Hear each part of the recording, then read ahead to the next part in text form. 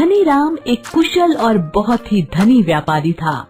उसने अपने धन से गरीबों की बहुत मदद की थी, अनाथ आश्रम एवं धर्मशाला आदि बनवाए और अपने दानी स्वभाव के कारण धनीराम का पूरे नगर में बहुत सम्मान था।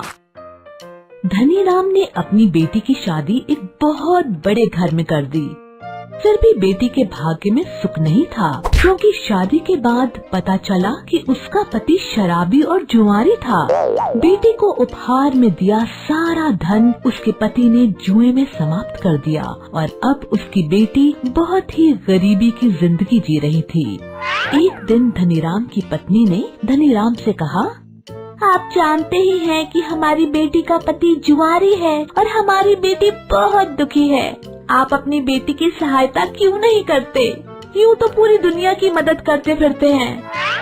धनीराम ने कहा, भाग्यवान, जब तक बेटी दामाद का भाग्य उदय नहीं होगा तब तक मैं उनकी कितनी भी सहायता कर लूं, उससे कोई फायदा नहीं होगा।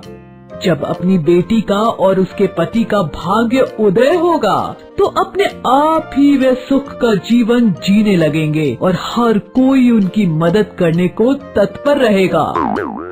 लेकिन माँ का दिल तो माँ का दिल ठहरा।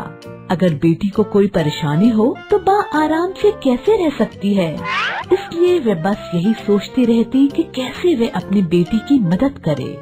एक दिन धनीराम किसी काम से नगर से बाहर चले गए और इसी का फायदा उठाकर धनीराम की पत्नी ने अपनी बेटी और दामाद को भोजन का न्योता भेज दिया।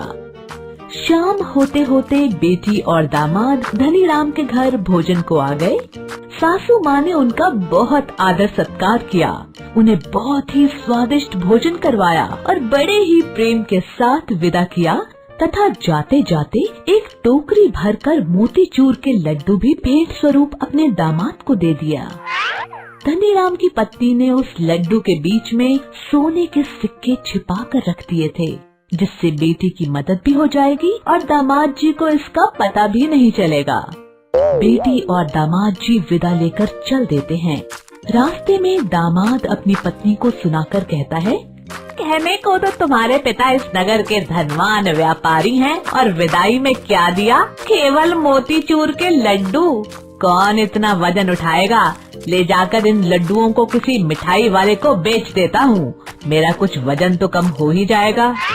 ये बात कहकर दामाद ने लड्डुओं की टोकरी एक मिठाई वाले को बेच दी और बदले में कुछ रुपए ले लिए।